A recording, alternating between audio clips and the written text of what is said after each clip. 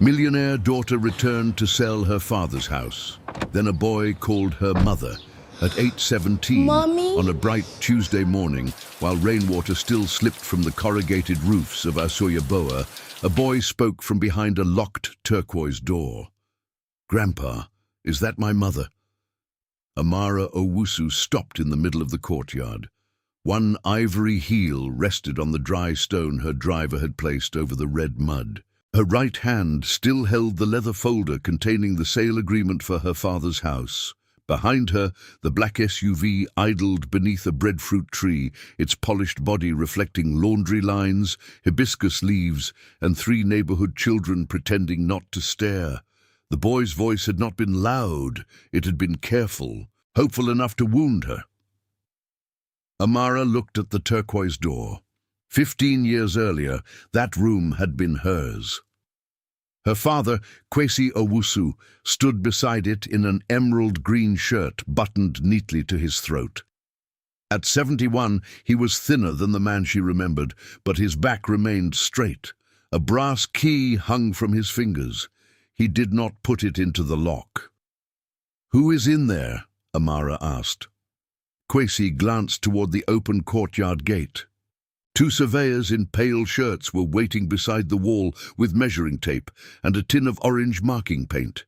They had arrived from Kumasi before Amara, ready to measure the property for a buyer who planned to replace the old house with 6 rental apartments. "Send those men away," Kwesi said. "They have work to do." "So do we." The boy tried the handle from inside. Metal clicked once, then stopped. "Grandpa." Amara's face hardened. "Why is a child locked in my old room?" "He is not locked in." Kwesi lifted the key. "I locked you out." That answer struck harder than an accusation. Amara stepped off the stone. Red mud touched the edge of her shoe, but for once she did not look down. "Open it." Kwesi remained still. From the veranda came the smell of ginger, wood smoke, and millet porridge. A radio played softly inside the kitchen, where a woman Amara did not recognize turned off the flame beneath a dented aluminum pot. Somewhere beyond the back wall, a trotro horn sounded on the main road. Everything around Amara belonged to an ordinary Tuesday. Only the door refused to make sense. She opened the leather folder and held out the first page. "The buyer signs at noon. You agreed that moving to Accra would be safer. I found you an apartment 10 minutes from a private clinic. There is an elevator, security, and a generator. You will not have to climb a step or carry a bucket again." Kwesi looked at the document without taking it. "You found me a place with no soil," he said. "I found you a place where an ambulance can reach you. And you found yourself land to sell."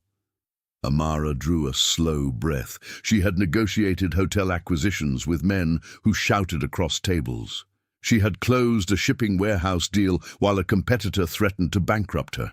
She knew how to keep her voice low when another person wanted to make it rise. "This house is deteriorating. The roof leaks. The wiring is older than I am. You had chest pain in March and waited 2 days before telling anyone. This is not punishment, Papa. It is a practical decision. Then make one practical decision for me. Send the surveyors away for 1 hour."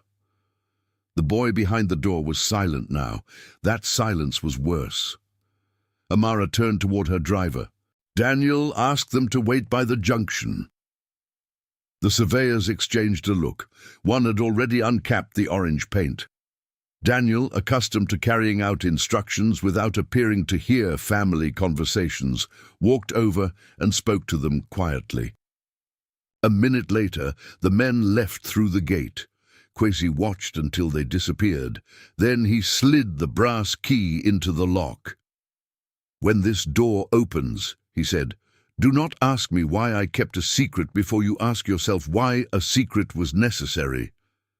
Amara felt something cold move beneath her ribs. "Open it." The lock turned. The turquoise door moved inward by the width of a hand. Bright morning light crossed the floor of the room and stopped against a pair of brown school shoes. The boy wearing them stepped back. He was tall for 14 and narrow through the shoulders, dressed in cobalt blue trousers and a white short-sleeved school shirt. His hair had been trimmed recently, though one uneven line remained above his right ear. A canvas backpack rested on the bed behind him. He held a faded cream blanket against his chest.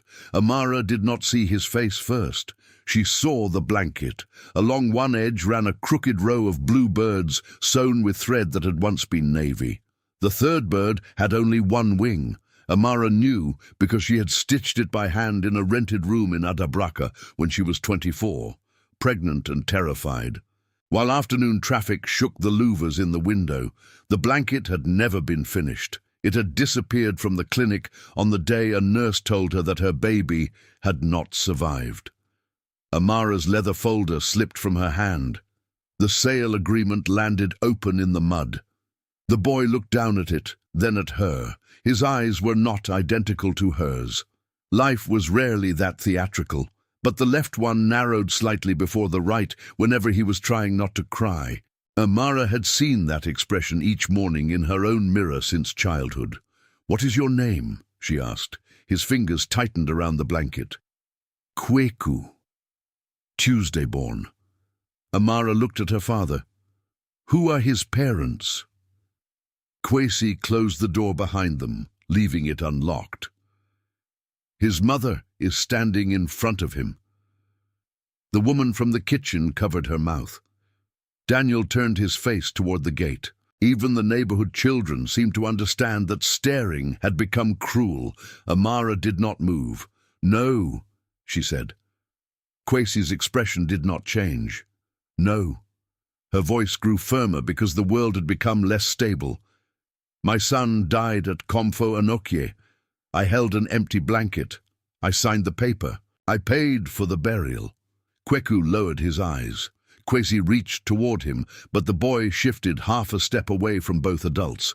That movement revealed what neither Amara nor her father had earned: trust. "Do not say another word in front of him," Amara said. "Not until I know what game this is." "He is not a game."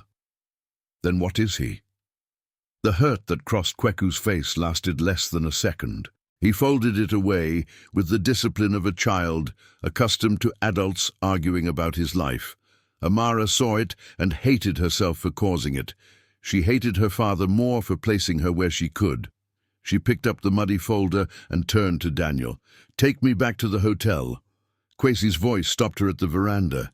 "If you leave through that gate now, you will repeat what was done to you. The only difference is that this time you will know a child is alive." Amara turned so quickly that the leather folder struck her leg. "What was done to me?" Kwesi opened his hand. The brass key lay across his palm.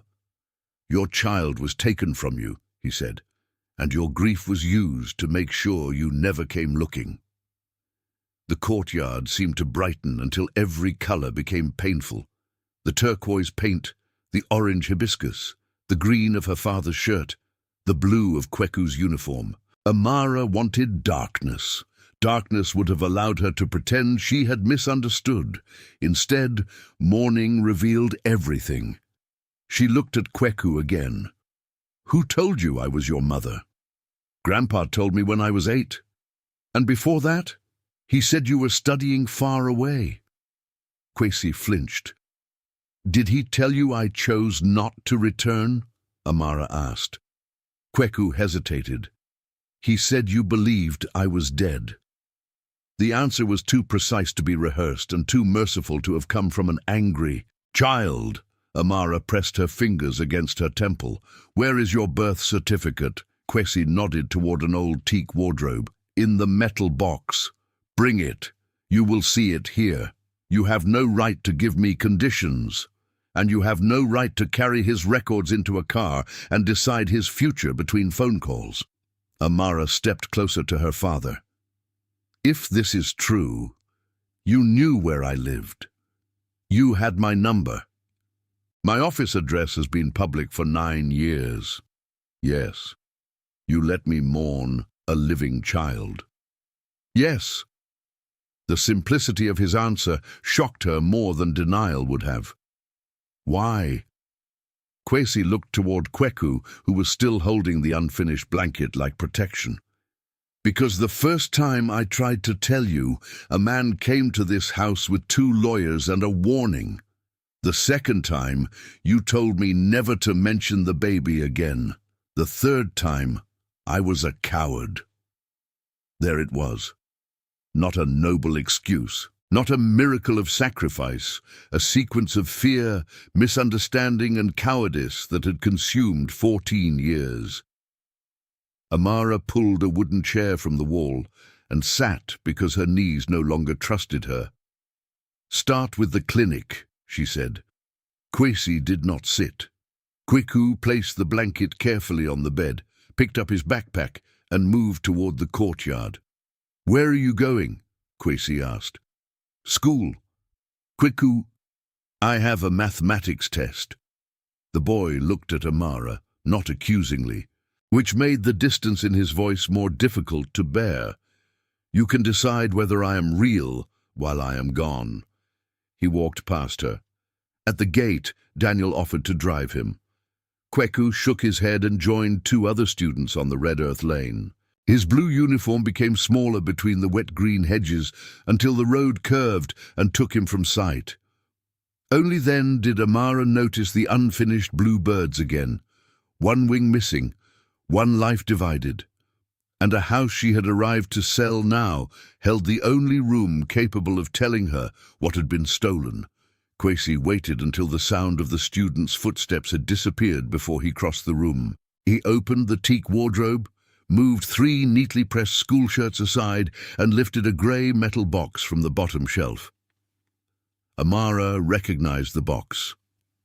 Her mother had once stored church contribution receipts inside it. The corner remained dented from the year Amara had dropped it while trying to reach a Christmas dress.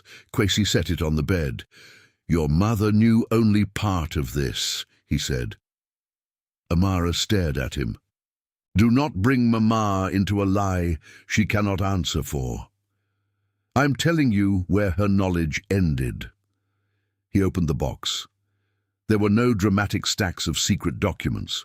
There was a hospital wristband, a brown envelope, 4 photographs, a small audio recorder, copies of letters, and a transparent pouch containing an infant identification card. Ordinary objects. That was what made them terrible. A lie large enough to reorder several lives had survived inside things small enough to hold in 2 hands. Kwesi passed her the wristband. The printing had faded, but the name remained visible. "Baby of Amara Owusu." Under it was a date 14 years and 7 months earlier. Amara read the date twice. "This proves a child was born," she said. "It does not prove that child is Kweku." "No, it does not." Her father selected the first photograph. It showed him standing outside a small, cream-colored house with a baby wrapped in the unfinished blanket. Kwesi looked younger, heavier, and frightened. On the back, written in his careful block letters, were a date and a place, Abwakwa, 6 weeks after delivery. The second photograph showed the same child at 1 year, reaching toward a bowl of mashed yam. The third showed a solemn 3-year-old beside the breadfruit tree in the courtyard. The fourth showed Kweku at 8, missing 1 front tooth and holding a science prize. Amara put the photographs down in their original order. "A DNA test," she said. "Nothing else happens before a DNA test. That is reasonable. You do not get to call me reasonable. Then I will call the clinic.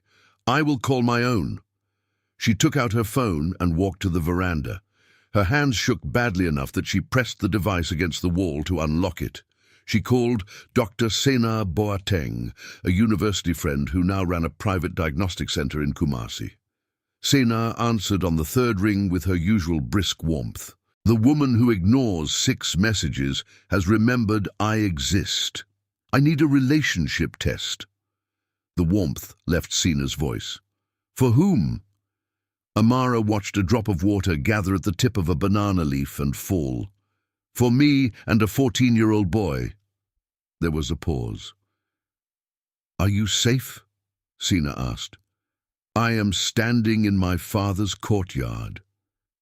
That was not my question. Amara closed her eyes. I do not know.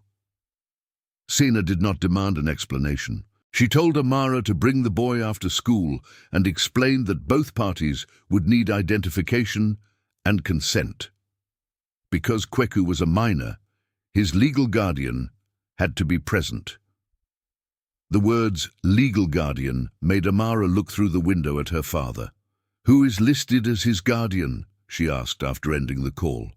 I am. And his mother? Kwesi took the birth certificate from the brown envelope. The space beside mother read Ama Serwa Owusu, Amara's middle name, her family name, not the name she used professionally but legally hers. Beside father was a blank line. You registered him as my child? He is your child. While telling me he was dead. Kwesi sat in the wooden chair across from her. Age appeared in the movement. Not weakness exactly, but the care of a man whose body had begun charging him for every sudden decision. At the hospital, he said. You were bleeding. The doctors took you for surgery. They told me to wait outside. The room changed around Amara.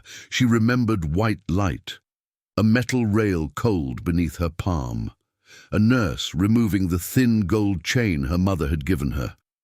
She remembered asking whether the baby could hear the thunder, then nothing until she woke with an empty ache beneath bandages. Your mother was in Sunyani with her sister, Kwesi continued. I called her from the corridor. Before she arrived, a woman in a Navy uniform came to me. She said the baby had developed breathing problems and had been transferred to a private neonatal unit. I asked which one. She told me the family of the father had arranged it. Amara's jaw tightened. The Bempongs. Kwesi nodded. At 24, Amara had been in love with Kwadwo Bempong, the soft-spoken second son of a family whose construction company appeared on half the new roads in the region.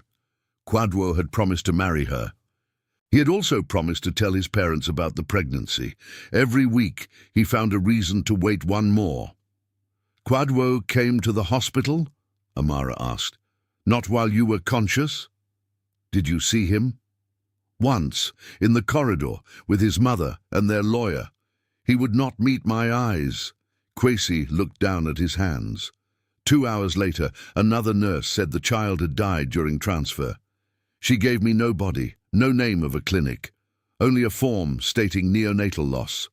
I refused to sign. When your mother arrived, Mrs. Bempong told us you were unstable and that seeing the child would endanger your recovery. She said her family would handle the burial. And you allowed them?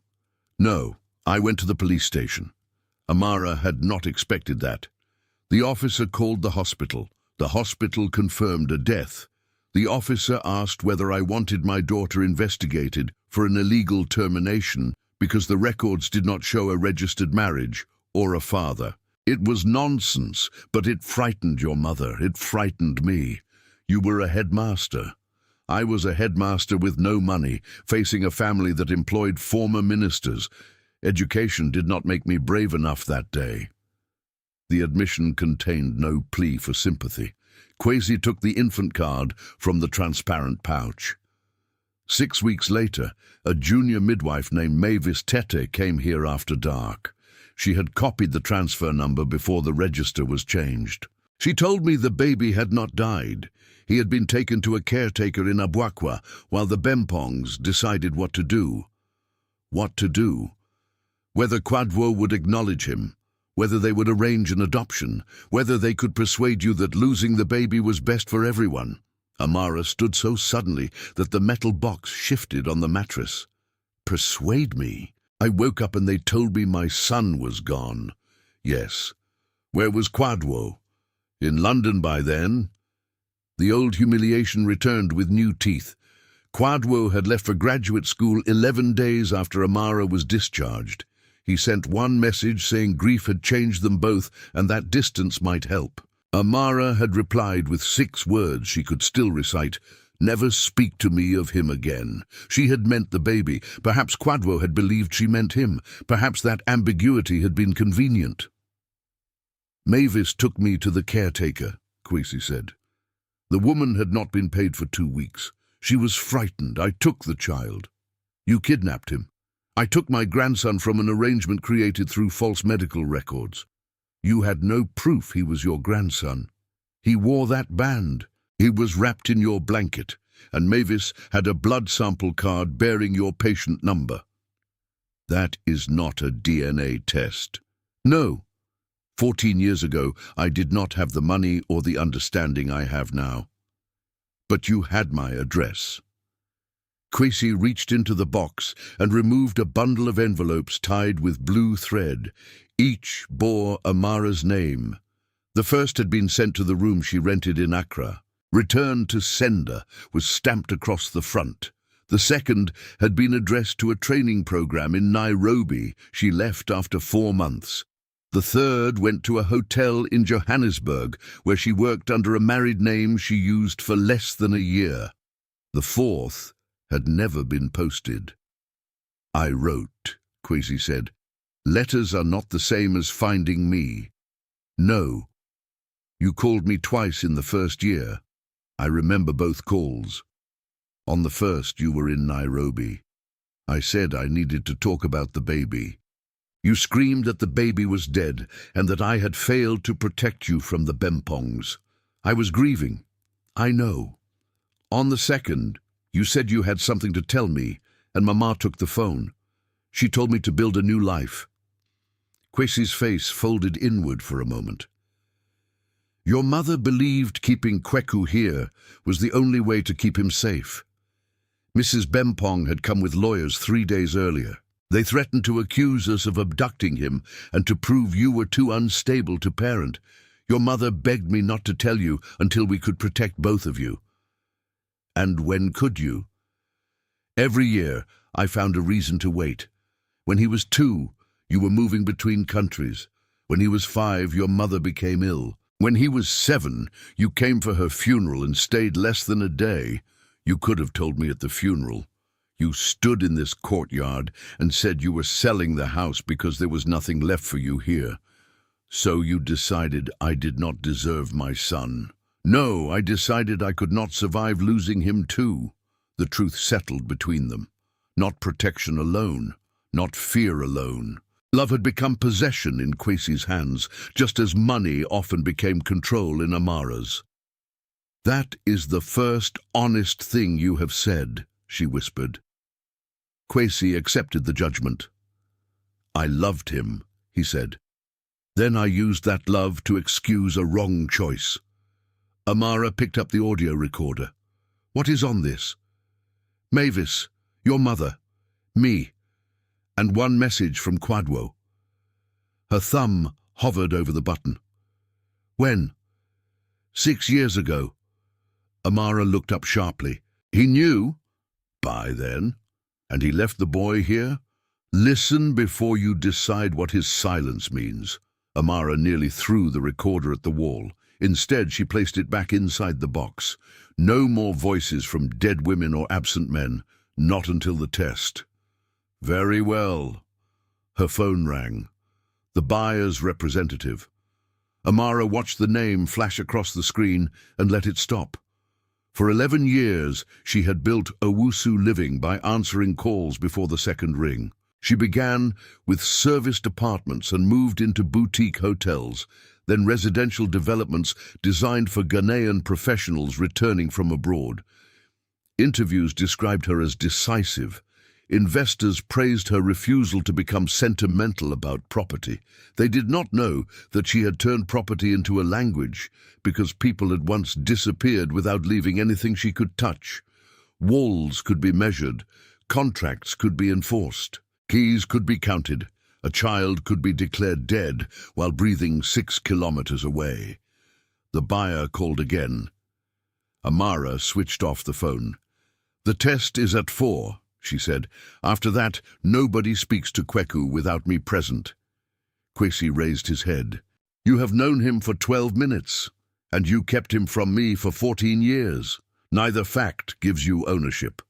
Amara looked toward the open gate where Kweku had disappeared. Then what does it give me? Kwesi closed the metal box. A responsibility, he said, if he allows it. At Aswoyaboa Municipal Junior High, Kweku missed 3 of the 10 mathematics questions. He knew because he checked each answer twice and found that the numbers refused to stay where he placed them. Through the open classroom windows, he could see sunlight drying the football field. A yellow butterfly moved between weeds beside the goalpost. Every ordinary detail seemed insulting. The world had learned that his mother was alive and continued behaving like a Tuesday. When the bell rang, his mathematics teacher, Mrs. Nyarko, asked him to remain. She waited until the other students had left before sitting on the edge of her desk. She was a practical woman who wore bright, solid-colored dresses and never asked a child to explain pain in front of classmates. "Your grandfather called," she said. "He asked permission to collect you at 2:30. For a hospital. A diagnostic center." Kweku pushed his exercise book into his bag. "Do you want to go?" The question surprised him. All morning, adults had spoken as though the next step belonged to whoever had the strongest documents. "If I do not go, she can say I was afraid." "That is not what I asked." Kweku looked at the 3 questions marked with uncertain pencil. "I want to know whether Grandpa lied about everything or only some things." Mrs. Nyarko nodded. "Then ask for what you need. You are not evidence in an argument between adults." She tore a clean page from a notepad and wrote 2 phone numbers, hers and the school counselor's.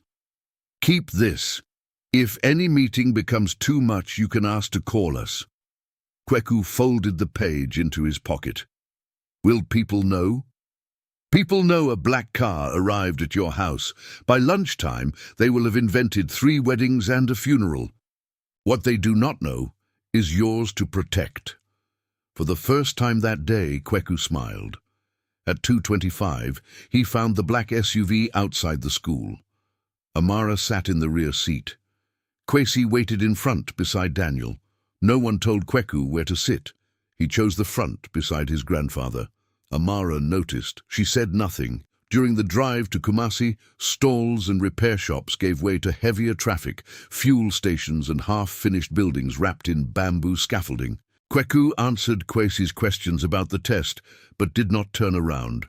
Amara watched the reflection of his face in the window. She saw habits she could not possibly have given him. The way he tapped his thumb against his index finger while thinking. The way he read every signboard they passed. The way he straightened when an ambulance came through traffic, as though respect could clear the road faster. She also saw herself in places that frightened her. The refusal to show uncertainty, the quick tightening of his mouth when Daniel missed a turn, the careful preparation for disappointment. At Sina's diagnostic center, the reception walls were pale yellow and the windows overlooked a jacaranda tree. Sina met them personally. She greeted Kwesi, then Kweku, then Amara in that order. "Nobody here is required to perform a family reunion," she said. "We are collecting samples and establishing a biological relationship. Those are not the same thing."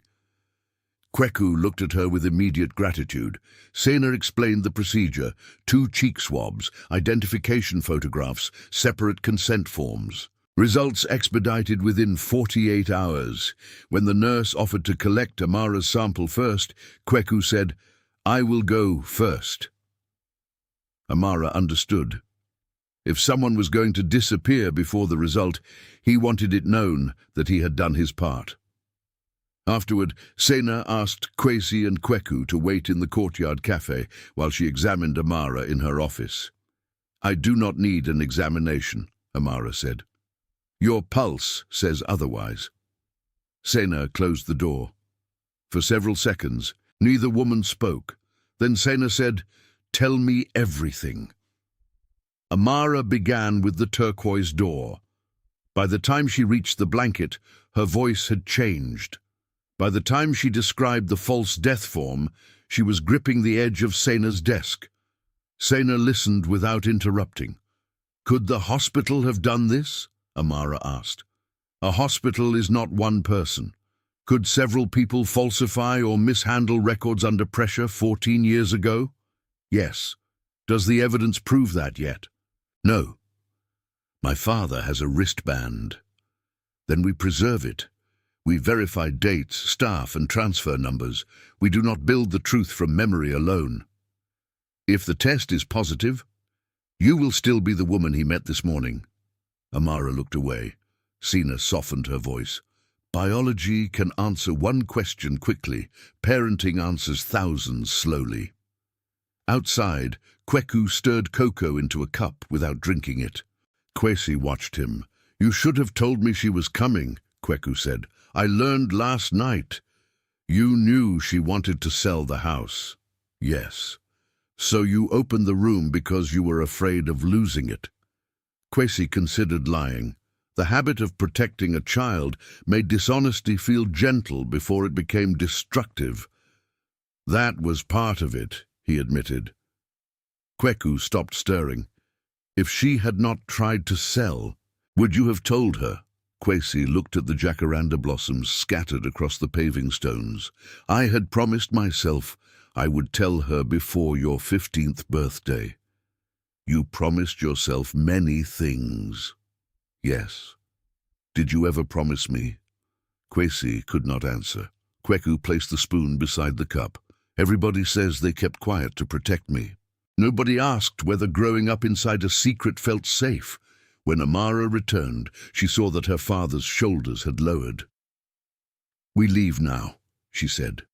Kweku stood. I have a question first. She waited.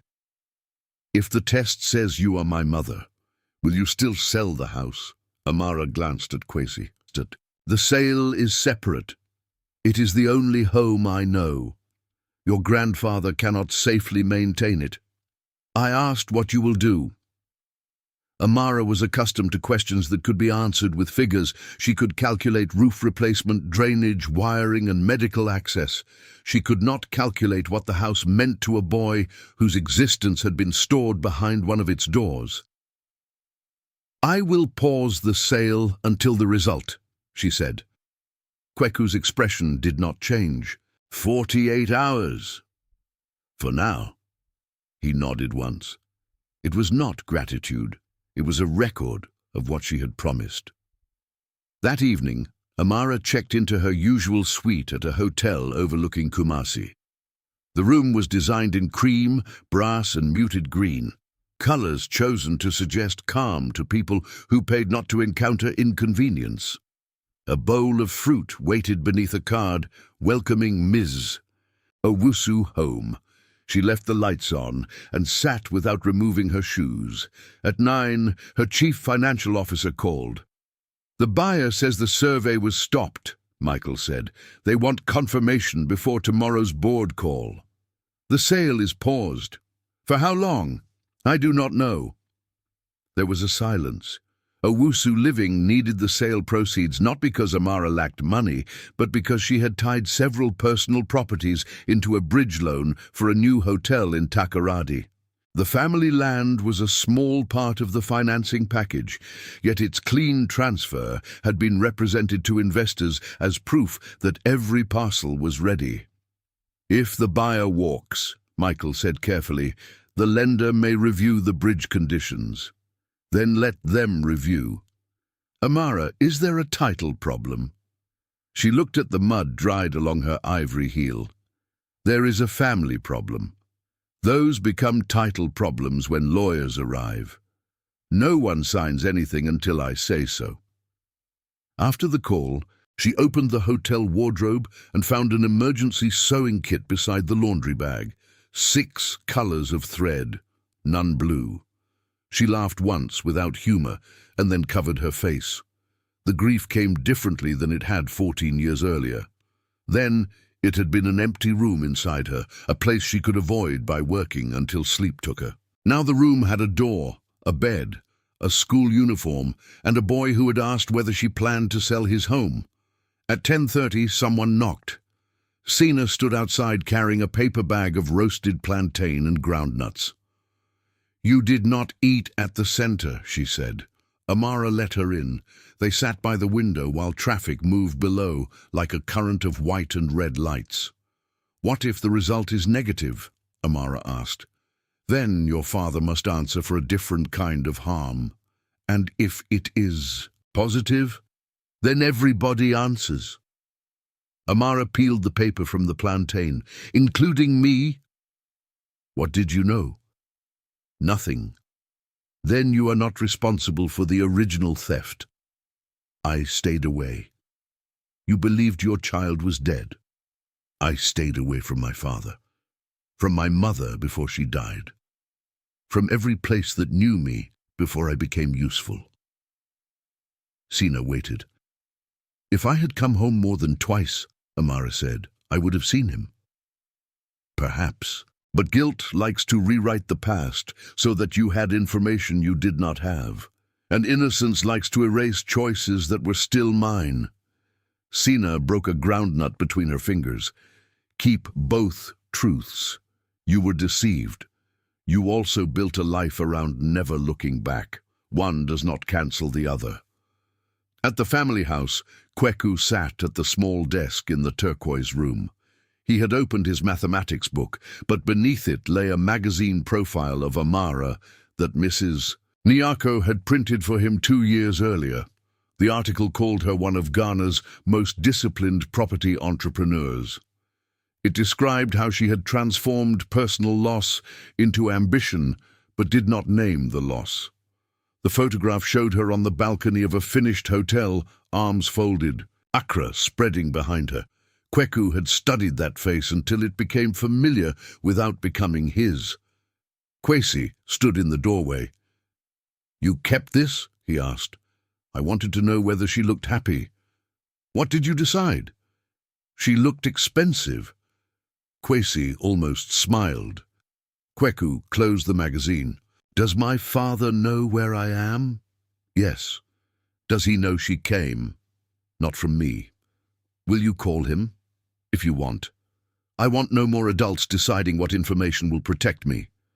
Kwesi took out his phone. Kwadwo Bempong answered after 4 rings. His voice came through low and wary. Mr. Owusu. Amara came home. Silence. Then Kwadwo exhaled. She knows.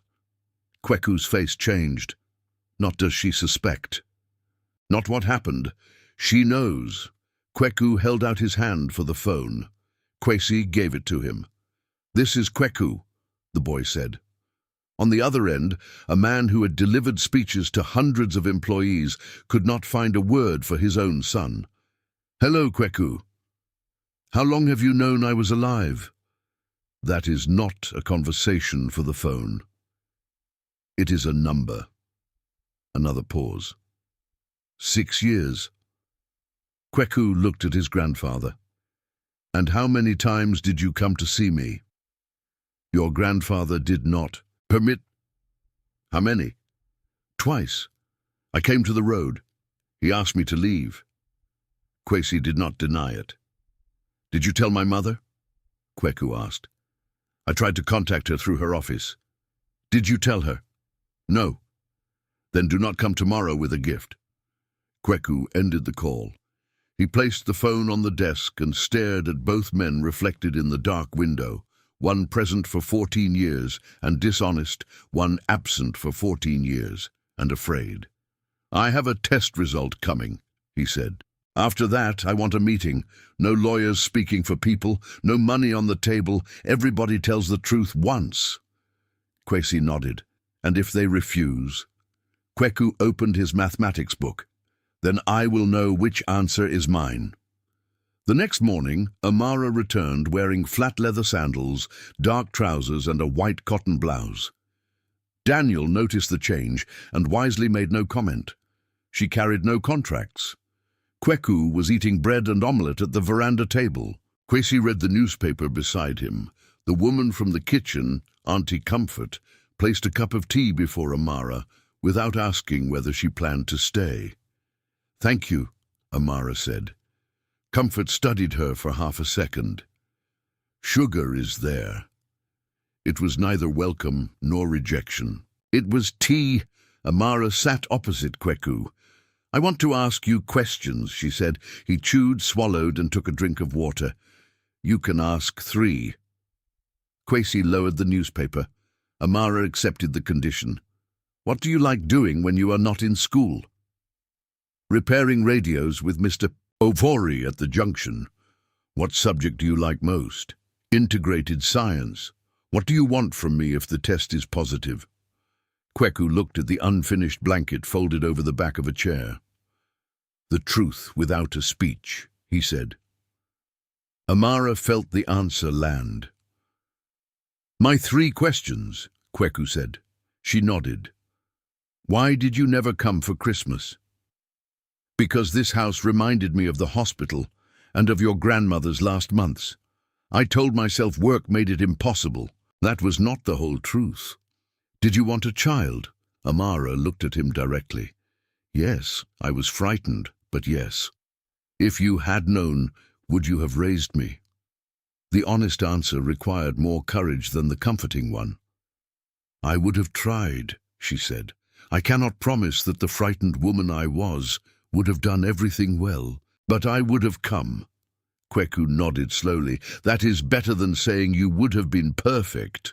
Kwesi folded the newspaper, but before he could speak, Amara's phone rang. Sena. Amara answered on speaker because secrets had already occupied enough rooms. "The probability of maternity is greater than 99.99%, Sena said. "Amara, you are Kweku's biological mother." No one moved. A rooster called from the next compound. A spoon slipped from Comfort's hand in the kitchen and struck the floor. Kweku stared at the tabletop. Amara had imagined that certainty would cause something dramatic, a cry, an embrace, anger strong enough to lift furniture. Instead, the result removed the last place to hide and left 4 people breathing in a bright courtyard. "Thank you," Amara told Sena. She ended the call. Kweku stood. Amara rose too, then stopped herself from moving toward him. "May I hug you?" she asked. He looked at her for a long moment. "Not yet." "All right." The refusal hurt. Accepting it was the first maternal act Amara performed with full knowledge. Kweku picked up his school bag. "The meeting is tonight," he said. "Grandpa called my father." Amara turned toward Kwesi. "You called Kwadwo?" Kweku did. "He is 14. "Exactly," Kweku said. "I have been 14 in this story every day. The rest of you are only beginning." By 6 that evening, plastic chairs had been arranged beneath the breadfruit tree. Kweku had asked for 6 people. Himself, Amara, Kwesi, Kwadwo, Mrs. Nyarko, and Sena.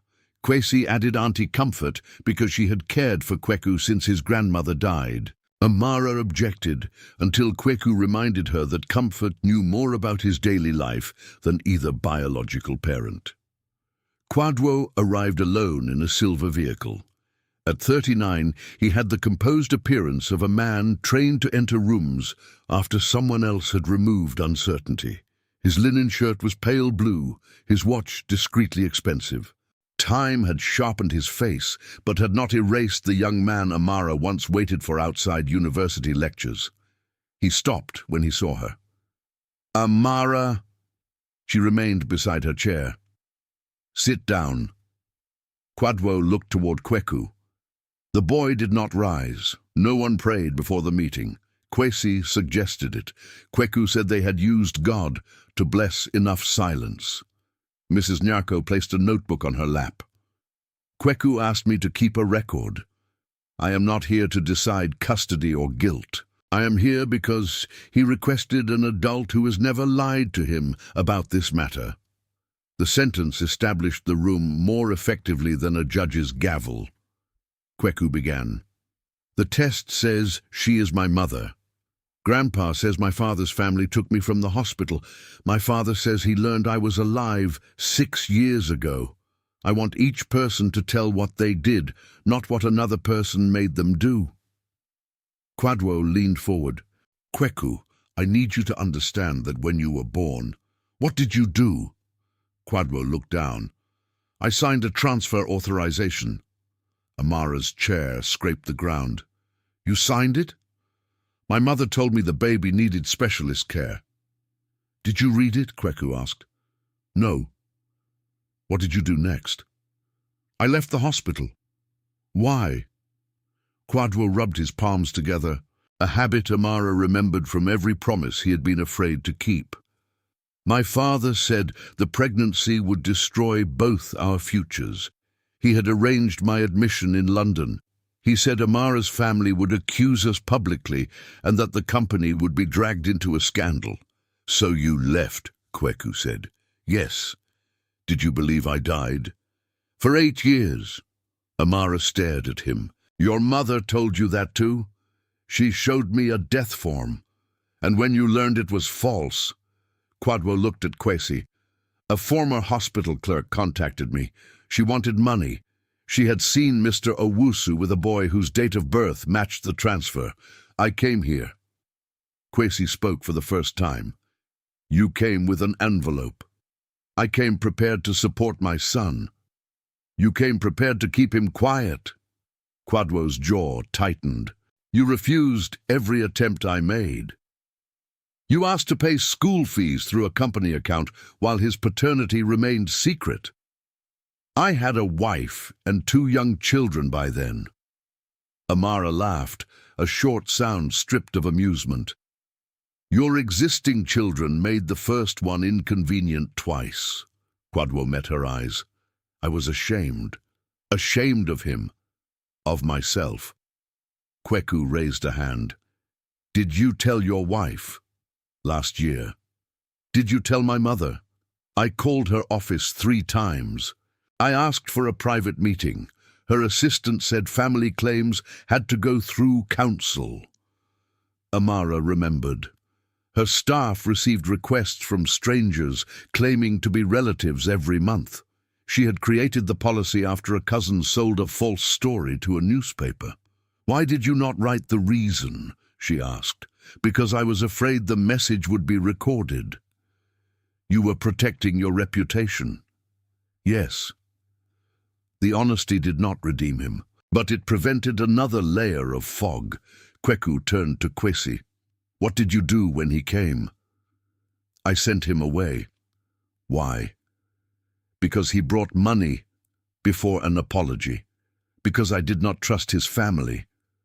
Because by then I believed raising you gave me the right to decide who could know you.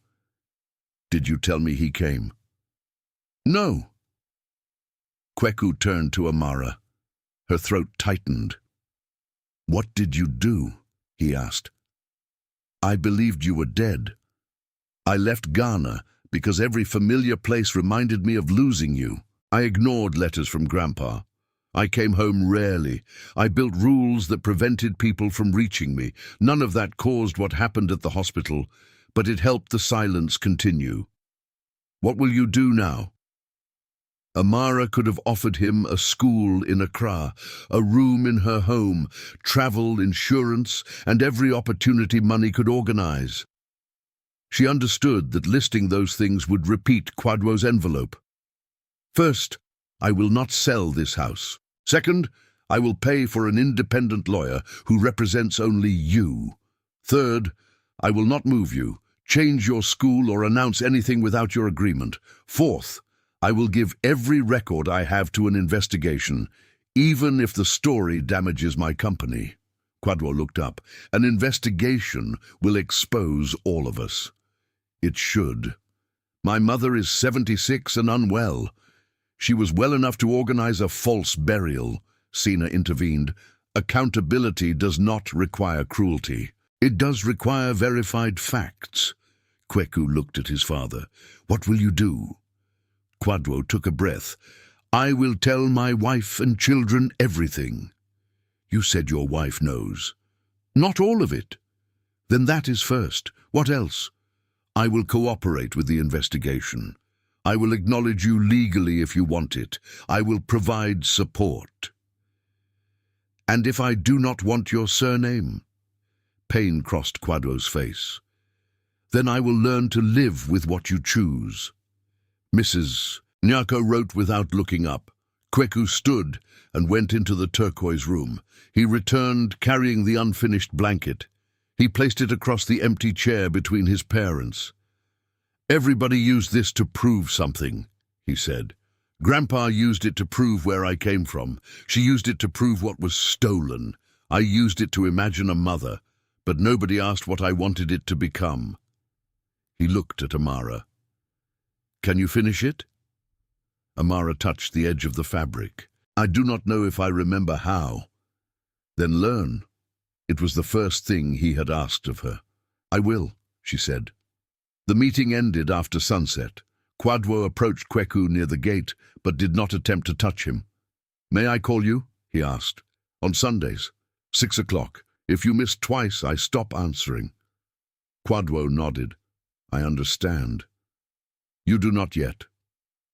After he left, Amara remained beneath the tree with the blanket on her lap. Auntie Comfort brought a sewing basket that had belonged to Amara's mother. Inside were needles, measuring chalk, buttons, and several spools of thread. One was navy blue. Your mother kept everything, Comfort said.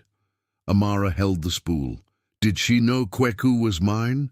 She knew from the day he came. Why did she tell me to build a new life? Comfort sat beside her. Because she was afraid the Bempongs would take him. Because she thought you would return angry and carry him into a life that never stayed in one country. Because she loved you both and mistook fear for wisdom. Did she regret it? Every day. Regret did not make her tell you. Amara threaded the needle. Her first attempt missed the eye. Everybody regretted, she said. Nobody acted. Then act differently. For the next week, Amara stayed in Asoyaboa. She moved out of the hotel and into the small guest room across the courtyard. The mattress was firm, the ceiling fan clicked on its third rotation, and roosters began announcing morning long before sunrise. On her first night, she slept 3 hours. On the second, 4. She did not call the inconvenience sacrifice. At 6 each morning, Kweku left for school. Amara learned not to ask whether he wanted a ride. He preferred walking with friends, unless it rained heavily. At 4, he worked at Mr. Ofori's radio shop, where shelves held circuit boards, speakers, and old sets waiting for parts. Amara visited once. Mr. Ofori handed her a broken portable radio. He says you build hotels. I do. Then you understand that beautiful outside is useless when current cannot pass inside. Kweku groaned. He turns every repair into a proverb. It was the first joke he made in her presence. Amara laughed. Kweku looked surprised, then returned to soldering a wire. She began finishing one blue bird each evening. Her stitches were uneven. Kweku never praised them, but every morning the blanket had been moved slightly, proof that he checked. Meanwhile, consequences gathered beyond the courtyard. The buyer withdrew from the house sale and notified Amara's lender. The lender froze the next release for the Takoradi Hotel, pending review of her personal guarantees. Michael called twice daily with figures that worsened each time. We can replace the collateral, he said. Your East Legon apartment covers most of it. Then offer the apartment. That is your home. Amara looked at Kweku's school shoes drying in the sun. I have several places to sleep. The board will ask why you are risking a personal asset over a deteriorating family house. Tell them the property is under a family and legal review. They will want more. Then I will tell them more. Michael lowered his voice. Once this becomes public, competitors will say you hid a child. I did not know. Headlines rarely carry footnotes. Amara looked through the window at the turquoise door. Prepare a statement that does. The independent lawyer Kweku selected was Lydia Addo, recommended by the school counselor and paid through a trust Sena established so no parent controlled her. Lydia met Kweku alone first. Then she gathered every document from the metal box, obtained the DNA report, and requested the original hospital register. The hospital's current administrator cooperated cautiously. The transfer number led to a neonatal unit that had closed 9 years earlier. The death form carried the signature of a doctor who had been abroad on the date written beside his name. Mavis Tete agreed to provide a sworn statement. "I have waited 14 years for someone to ask officially," she said. Mrs. Bempong responded through counsel. She denied ordering a false death report, but admitted arranging private care because she believed Amara was medically and emotionally unable to consent. Her statement described the separation as a temporary protective measure that became confused during a family dispute. Lydia read the paragraph aloud at the second family meeting. Kweku stared at her. "Can stealing a baby become confused? Language is sometimes used to make responsibility smaller," Lydia said. Kwadwo's statement was different. He admitted signing without reading, leaving the hospital, and failing to investigate for 8 years. He also provided emails showing that after learning Kweku was alive, he asked his mother to help disclose the truth. Her replies warned that public acknowledgement would threaten inheritance arrangements and his marriage. The deeper truth did not make Kwadwo innocent. It made the architecture of his cowardice visible. He had been controlled by his family as a young man. Later, when he had money and authority of his own, he continued obeying because disobedience had become expensive. Kweku listened to the emails without softening. "He had 6 years after he became powerful," he said. "Yes," Lydia answered. "Then fear explains the first decision. It does not explain all the others." "Correct." Amara watched her son separate explanation from excuse with a clarity the adults had avoided for years.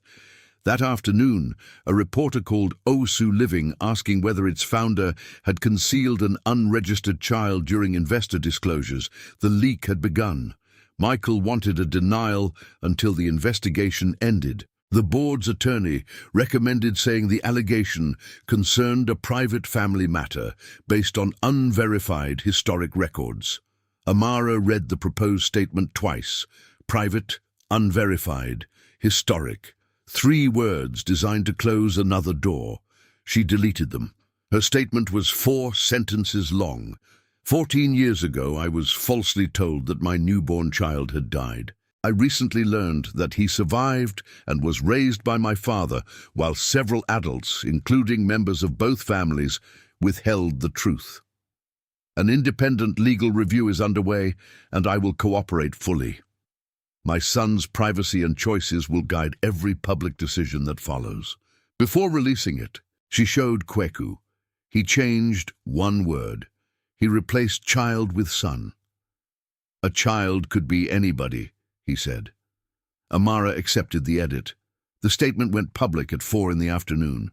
By 5, Amara's name was moving across radio discussions, business pages, and family WhatsApp groups she had muted years earlier. Some people called her courageous. Others said no successful woman could fail to know where her own child was. A television host read the 4 sentences in a tone that made every pause sound suspicious. Kweku heard none of it at first. Mrs. Nyako collected his phone before class, explained the situation privately to his teachers, and instructed the school gatekeeper not to admit reporters. When 2 unfamiliar cars parked across the road, the head teacher moved afternoon lessons into the interior classrooms. Amara arrived before dismissal and waited inside the office rather than turning the school entrance into a spectacle.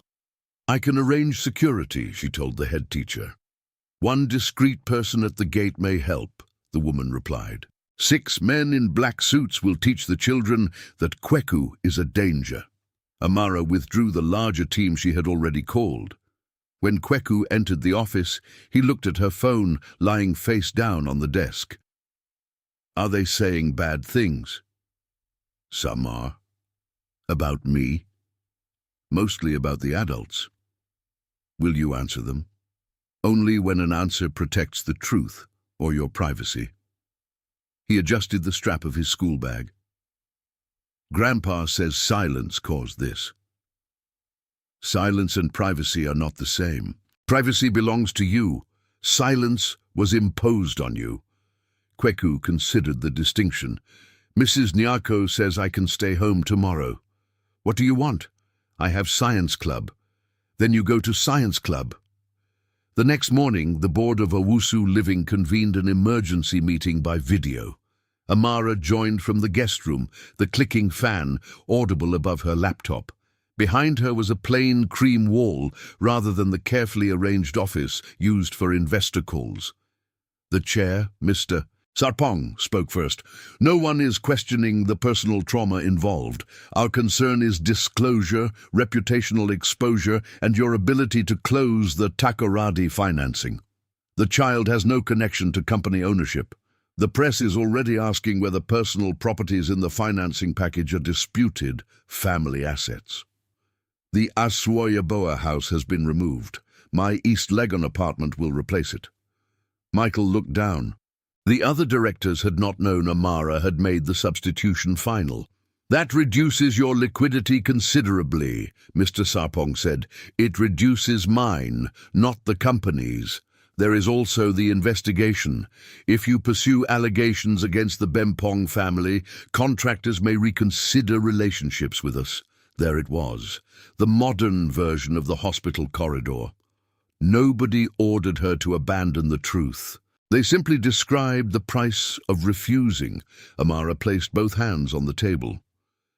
14 years ago, adults decided a powerful family's comfort mattered more than a mother and child knowing each other. If this company depends on repeating that calculation, it should not carry my name. Are you threatening to resign? I am stating the limit of negotiation. The board voted to appoint Michael interim public spokesperson, while Amara took a 30-day leave from media and investor duties. It was presented as mutual protection. In practice, it cost her control at the most important stage of the hotel project.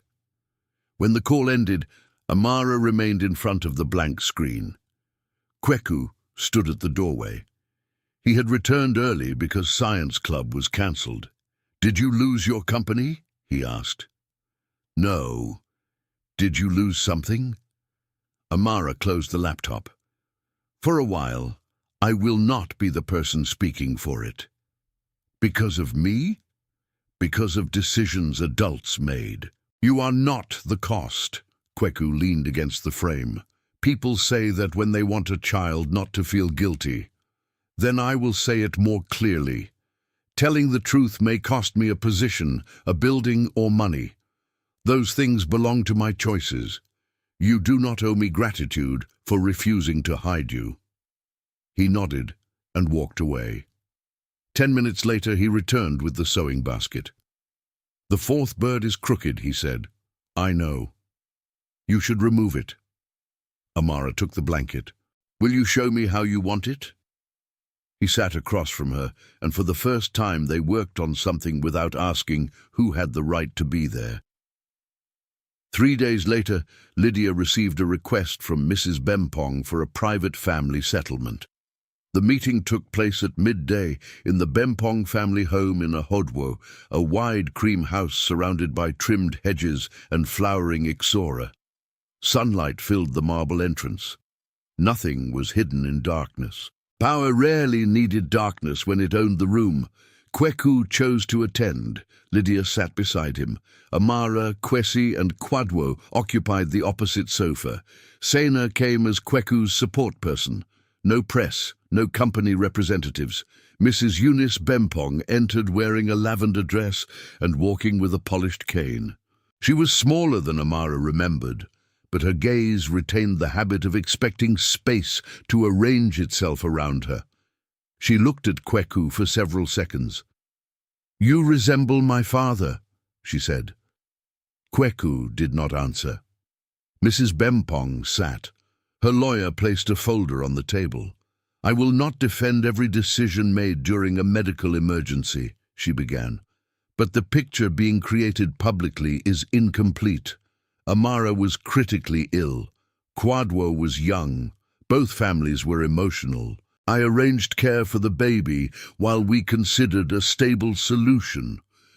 You arranged a death certificate, Amara said. I did not instruct anyone to falsify a death. Lydia opened a copy of the transfer record. Your former assistant authorized payment to the clerk who amended the register. Employees sometimes solve problems without explaining their methods. Kweku looked at her. Was I the problem? For the first time, Mrs. Bempong lost the next sentence. No child is a problem, she said finally. Then what solution were you buying? Her lawyer shifted, but Lydia raised one hand. Mrs. Bempong tightened her fingers around the cane. I believed separation would prevent a destructive marriage, protect Kwadwo's future, and give you material stability. Did you visit the house where I lived? No. Did you ask whether I had food? Your grandfather refused contact. Before he refused, did you ask? Mrs. Bempong looked toward her son. Kwadwo did not rescue her. No, she said. The lawyer pushed the folder forward. Inside was a proposed education trust, medical coverage, and a substantial payment to Kwesi for historic caregiving costs. A confidentiality clause restricted all parties from discussing the hospital events after the investigation reached a private settlement. Kweku read the first page slowly. If I sign, does the investigation stop? Certain civil questions would be resolved, the lawyer said. Does the hospital learn how the records were changed? That can be handled through professional channels. Does another family learn that it can happen? The lawyer folded his hands. This agreement is designed to protect you from publicity. Kweku closed the folder. Privacy is mine, he said. Silence is what adults imposed on me. Amara recognized her own words, but the decision was his. He pushed the folder back. Mrs. Bempong's composure broke at the edges. Young man, pride can close doors that money opens. I lived behind a closed door for 14 years. Money did not open it. Kwesi made a sound beside Amara. His hand moved to the center of his chest. At first he insisted it was indigestion. Then sweat appeared along his forehead and his breathing shortened. Amara was beside him before the others stood. Sina checked his pulse and told someone to call an ambulance. The large room filled with instructions, but Amara heard only the sentence her father had spoken days earlier. An ambulance can reach you. Kweku knelt on Kwesi's other side. Grandpa, look at me. Kwesi tried to answer and could not. The ambulance reached the house in 9 minutes. Amara rode with him. Kweku followed with Sena and Lydia. Kwadwo drove behind them. Mrs. Bempong remained in the doorway of the cream house, the unsigned settlement lying on the table. At the hospital, doctors identified an unstable cardiac rhythm related to an untreated blockage. Because Kwesi arrived quickly, they stabilized him and scheduled a procedure for the following morning. The event had not appeared from nowhere. He had experienced chest pain in March, minimized it, and refused follow-up after the first consultation. Amara found the appointment card folded inside his wallet.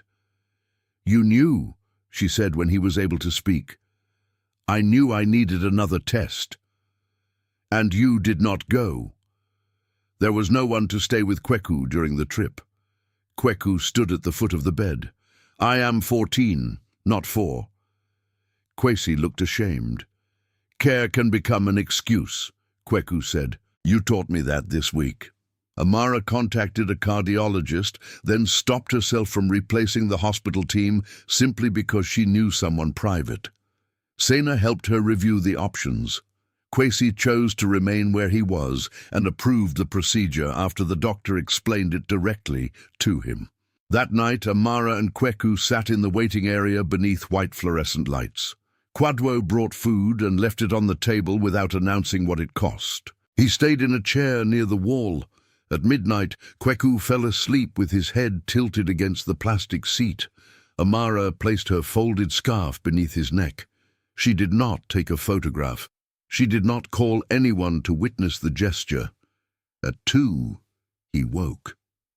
"Are you still here?" "Yes." "You have work." "So do I." He looked toward the ward doors. "What work?" "Staying when leaving would be easier." Kweku drew the scarf around his shoulders. "Grandpa stayed," he said. "He did." "And he lied." "He did." "Can both be true?" "They have to be, otherwise we turn people into heroes so we never question them, or villains so we never remember what they gave." Kweku glanced at Kwadwo, asleep against the far wall. "What is he?" "A man who failed us, and has not yet shown what he will do with the truth." "And you?" Amara thought before answering. "A woman who was wronged. A daughter who ran from home. Your biological mother. And someone asking for the chance to become more than a fact on a test." Kweku rested his head again. "I can call you Amara for now. You can call me whatever feels true." Kwesi's procedure was successful. Recovery forced him to accept help. He had used love to avoid requesting. Auntie Comfort organized meals. Kwadwo drove him to 2 follow-up appointments. Amara hired no permanent nurse until Kwesi interviewed the candidates himself and chose a man named Joseph, who spoke to him as an adult rather than an assignment. Kweku returned to school. Reporters lost interest when no new scandal appeared each morning. His classmates were curious, but Mrs. Nyarko had prepared him to answer with one sentence: "My family is handling a private legal matter." The investigation continued. The hospital board found that records had been altered by a clerk who received money through an intermediary connected to the Bempong company. The retired nurse who had reported the death admitted she repeated information given by a supervisor without seeing a body. Mavis's copied transfer number prevented the case from being dismissed as confused memory. Mrs. Bempong was not charged with kidnapping because the evidence could not prove every instruction she gave. She did, however, face a civil action and public findings that named the interference her representatives had financed. The hospital created a new protocol requiring independent verification and family access in neonatal transfers. The result satisfied no fantasy of perfect justice. 14 years could not be sentenced back into existence, but the harm was recorded in language too clear to be softened into a misunderstanding. Kwadwo told his wife, Ajoa, and their children the complete story. Ajoa requested her own meeting with Kweku, without Kwadwo present. "I am not here to ask you to protect my marriage," she said when they met in Sina's courtyard. "I want you to know that my children did not take your place knowingly." Kweku nodded. "I know. They would like to meet you. You may say no. Not yet. I will tell them not yet." Her refusal to turn him into a threat made future contact possible. Amara's professional consequences also became real. The Takoradi lender approved the replacement collateral but imposed stricter terms. The board retained Michael as spokesperson through the quarter. Amara lost the opportunity to lead the hotel's launch and sold her East Legon apartment to reduce exposure. She did not tell Kweku that she sold it for him. That would have been another debt placed on a child. She rented a smaller apartment in Kumasi instead, 22 minutes from his school when traffic was kind. One room remained empty. "Is that supposed to be mine?" Kweku asked during his first visit. "Only if you choose what goes in it. No designer furniture. Not without written approval from Mr. Ovori's most difficult apprentice." He walked around the room, opened the window, and measured the wall with his steps. "A workbench," he said, "and shelves. Anything else?" "A bed would be useful." It was not a promise to stay. It was the first object he allowed her to prepare for him. The family house was repaired without being erased. Engineers replaced unsafe wiring, strengthened the roof, and improved drainage. Kwesi refused marble tiles. Kweku chose solar lighting for the veranda. Auntie Comfort demanded a kitchen counter high enough to save her back. The turquoise door remained. Amara paid for the work, but every person who lived there approved the plan. Money became a tool instead of a vote. 6 months after the door opened, Kweku divided his weeks by choice. He slept most nights at the family house, spent Wednesday afternoons and alternate weekends with Amara, and accepted Sunday calls from Kwadwo. The first 2 calls were awkward. The third lasted 11 minutes. By the 10th, they could discuss football without pretending the past had vanished. Kwadwo attended counseling before asking to be added to any legal document. He paid child support into the trust Lydia supervised, but he learned that transfers did not count as visits. Kwesi followed his cardiac program, complained about reduced salt, and attended every appointment. He apologized to Kweku without adding the words, "I did it because I loved you." "Love explains why I was afraid," he said. "It does not make the lie yours to forgive." Kweku answered, "I am still angry." "You are allowed." Amara finished the blanket during those 6 months. All the bluebirds gained 2 wings except the third. When she prepared to complete it, Kweku stopped her. "Leave that one." "Why?" "Because finishing something is not the same as pretending it was never broken." So the third bird kept 1 wing. 1 year after the first Tuesday, bright rain had again washed the red earth lane. The house smelled of fresh bread, ginger tea, and damp leaves. The repaired roof no longer leaked. Solar lights waited beneath the veranda, though the morning was too clear to need them. Kweku, now 15, stood inside the turquoise room wearing his cobalt school uniform. On the desk rested a small radio he had designed for communities with unreliable electricity. It had earned him a place in a national student science exhibition in Accra. 3 adults were scheduled to attend. Kwesi would travel with Joseph and carry more medication than luggage. Kwadwo had moved a company meeting rather than promising he would try. Amara had declined a foreign investor dinner before anyone could ask her to choose. She waited in the courtyard in a sunflower yellow dress and flat sandals, holding no folder. "We will be late," she called. Kweku appeared in the doorway with the blanket folded over one arm. "Why are you taking that?" she asked. "The exhibition asks us to bring one object that explains why we built our project." And the blanket explains a solar radio. It explains why a signal matters. A message can exist and still fail to reach the person who needs it. Amara felt the old ache and the new pride occupy the same place. Kweku locked the turquoise door, then handed her the brass key. "Hold this, Mum. I need both hands for the radio." He had not planned the word. That was why Amara trusted it. She closed her fingers around the key without turning the moment into a ceremony. "All right," she said. "I have it." They crossed the courtyard together. Kwesi waited at the gate, pretending not to have heard. His smile betrayed him. Daniel placed the radio carefully in the vehicle while Kwadwo's car approached along the wet road.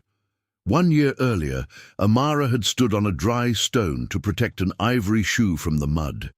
That morning, she walked straight through it because Kweku was already calling for her to hurry. The house remained behind them, not a prison for a secret, not a monument to guilt, but a home whose doors belonged to the people living inside it. Some families believe truth is dangerous because it can break what silence has preserved. But silence does not preserve a family. It preserves the arrangement that benefits the people most afraid of being exposed. Truth may arrive late. It may cost money, status, comfort, and the version of ourselves we prefer to defend. Yet repair begins only when adults stop asking children to carry the price of choices they never made. Kwesi's presence did not erase his deception. Amara's victimhood did not erase the years she avoided home. Kwadwo's fear did not excuse his cowardice, and Kweku's willingness to know them did not become instant forgiveness. Each person was required to hold more than one truth and to prove love through what they did after the revelation. If you were Kweku, which would be hardest to rebuild? Trust in the grandfather who raised you. Trust in the mother who never knew, or trust in the father who learned the truth and remained silent? Share your answer and the reason behind it in the comments. If this story reminded you that presence matters more than promises, subscribe to Duck's Moral Stories for more complete Black family stories about accountability, dignity, and repair.